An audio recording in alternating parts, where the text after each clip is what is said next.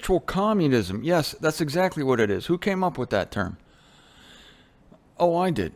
Yeah, well, it fits. They're taken from the wicked and giving to the righteous. There's a little twist there on the Christian version of communism. Communism will wants to take from the rich and give to the poor, as long as they're the rich, of course, and Christianity wants to take from the wicked, because the wicked don't deserve it, and they do, because they're the one and only true religion. Ho, ho, ho. Martin Zender here, bringing you another edition of the Revelation series, and making sense for a living. So, yes, I'm going to do the Antichrist today. Let's wrap up on Raphael here. So, yeah. Cruz urged the congregation of his church, which doesn't exist, this is at a speech he gave at another church in Irving, Texas, to tithe mightily to achieve that result. So they're trying to bring in the money, all these people. And we know how much money it costs to run for president, for one thing. During an interview conducted by the Christian Post in 2014, Cruz stated, quote, "I think we cannot separate politics and religion. They are interrelated." Well, of course, you're going to find out why here in a second. They've always been interrelated, he said, end quote. Salon described Cruz as a Dominionist devoted to a movement that finds in Genesis a mandate that, quote, "men of faith seize control of public institutions and govern by biblical principle," end quote. That was from Salon. Let me read that again.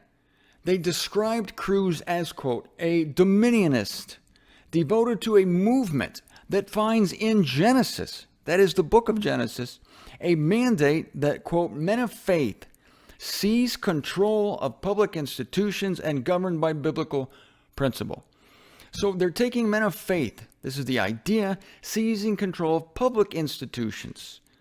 Men of faith. When you think of faith, you think of a quiet inner resolve, something that you have, a gift of God given you, that you return to God and you send it Godward in the quietness of your room. But these people see faith more of as a energizer battery. And this is supposed to make you go like the Energizer Bunny and hop around and change the world for Jesus. Raphael Cruz says we cannot separate politics and religion. They are interrelated. So he's upset.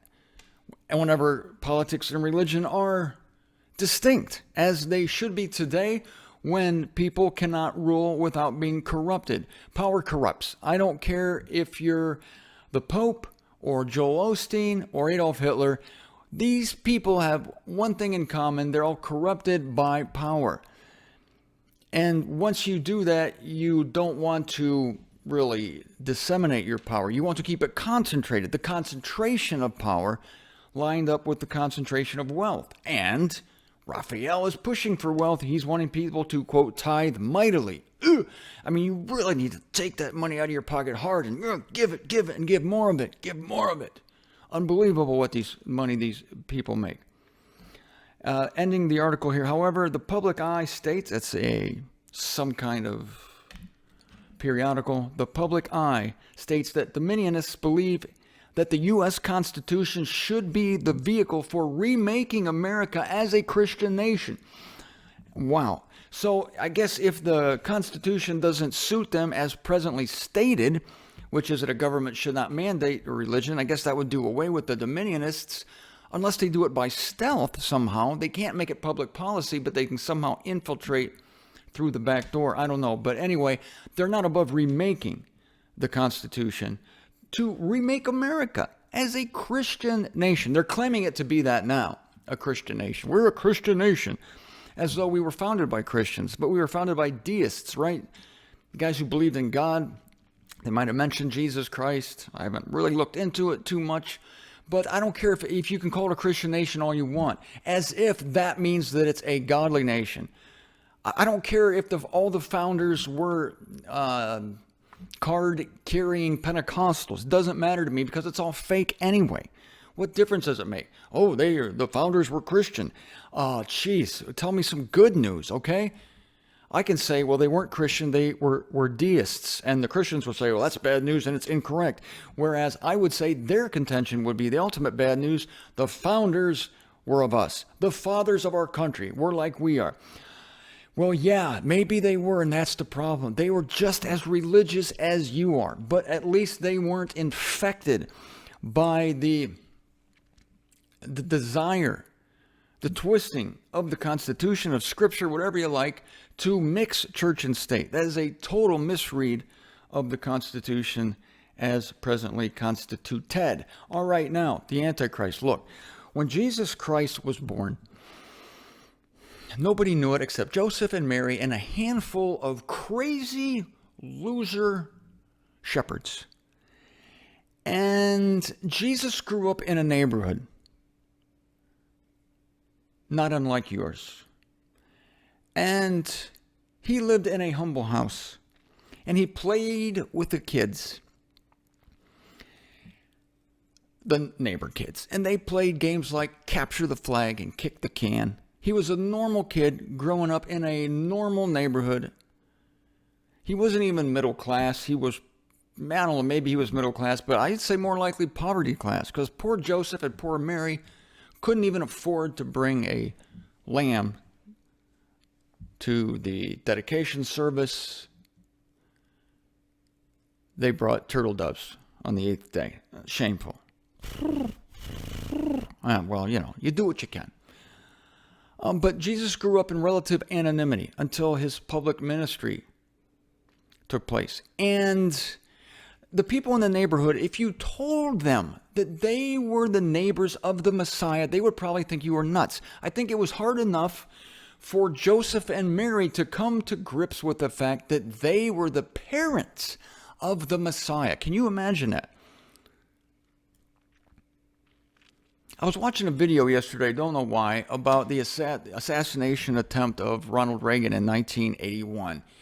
And there was a really great documentary. It won a couple Oscars. No, 4 Oscars. There was a documentary made a few months later about the saving of the life of Ronald Reagan. And because that bullet nearly killed him, lodged in his lung just a few inches from his heart. And something a doctor said struck me. He said, after the surgery, the president was on a gurney and we tried to make the room quiet. And we drew some drapes around the gurney in the recovery room. We dimmed the lights. And he said, it struck me that I was standing there. I was the only one in the room at the time. The room had been filled with many, many people. And he said, I was standing there alone in a room with the president of the United States, sitting president.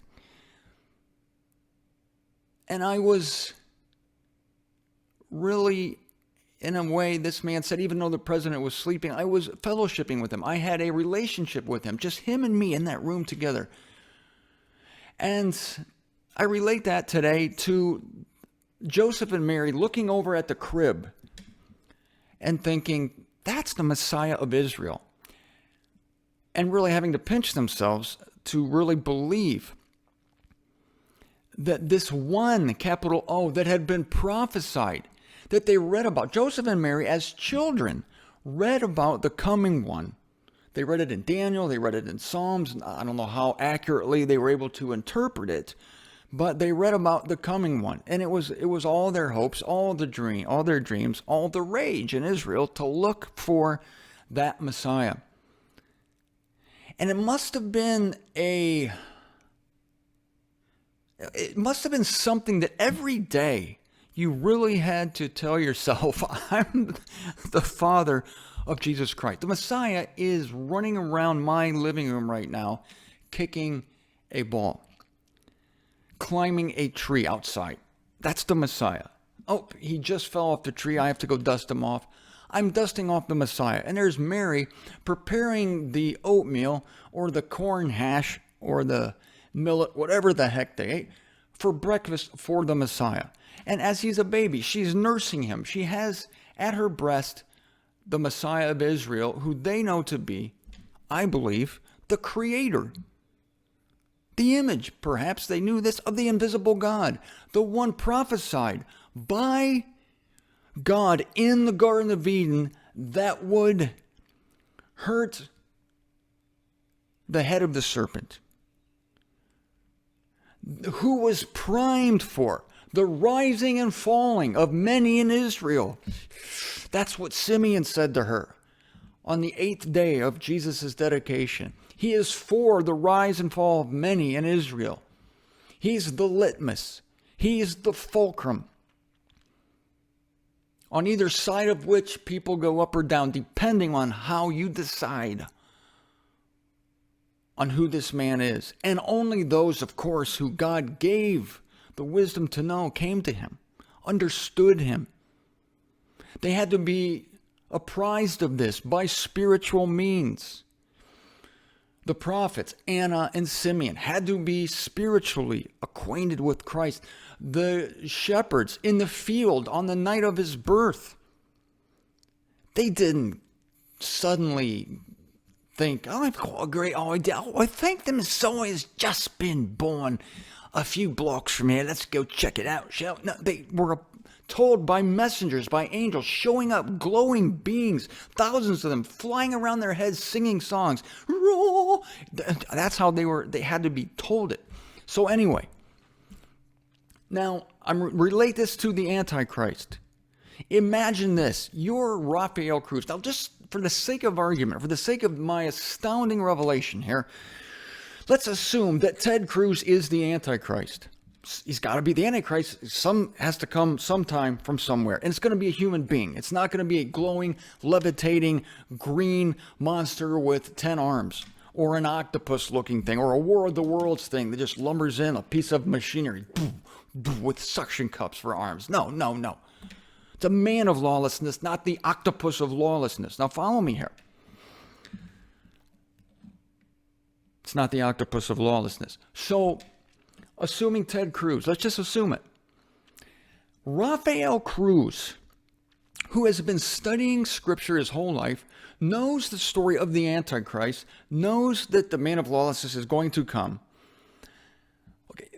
thinks that his entire life has been groomed by God, set up by God, for him to produce this son who he believes is anointed by God to become the President of the United States, the highest, great exalted title, great exalted place on this earth, so that he can bring the United States through forced tides to the pinnacle of world power, so that his boy Ted can bring the righteous world, built on the money of the wicked world, to a knowledge of God.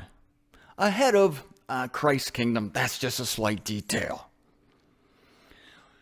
This is what Rafael thinks. But in fact, assuming my premise, in fact, Rafael Cruz has been groomed to bring into the world the Antichrist. The Antichrist. He is the father of the Antichrist. Can you imagine me knocking on Raphael's door and giving him this revelation, assuming that I were given divine information that, yes, Ted Cruz is the Antichrist? God knocks on my own door. Hey, Zender, you're right. Your hunch is Ted Cruz is the Antichrist. Imagine me trying to tell that to Raphael. Could anything sound more preposterous or be so unlikely in his mind, because he believes himself to be the opposite of everything Antichrist stands for. And yet, since God is in a big, fat, hairy, glorious, predictable rut, we know that it would be perfectly consistent of him to bring the Antichrist through an esteemed, glorious family, because he brought Christ in through a poor, financially decimated, ignoble family that couldn't even afford to bring a sheep to the dedication. So it's perfectly consistent that God would bring Antichrist not through a stable, not through, not laying him in a manger where the pigs eat, but through a man who is noticed and esteemed and loved in a noticed, esteemed and loved institution, in a noted, esteemed and loved state, Texas, in a noted, esteemed and loved country, the United States of America. And the man produces by his sperm the Antichrist. Nothing could be more preposterous to the man. He couldn't even entertain it, could not even entertain it, any more than the Pharisees could entertain Jesus telling them, after they boasted, we're the sons of Abraham. No, Jesus says, you're the sons of Satan. Nothing could have been so dissonant. Nothing could have clashed so radically with the way they thought of themselves. And it's the way these people think of themselves that is so wrong, which is why I tried to contrast this with you yesterday of the way we think of ourselves is based on scriptures, based on verses of God-breathed things that we read in the scripture. But these people, their opinion is based on popular opinion. Their opinion is based on the whim of the world. And what they think of themselves is the opposite of the truth. The opposite of the truth. And this is the way of God. And it's going to be the way of Antichrist.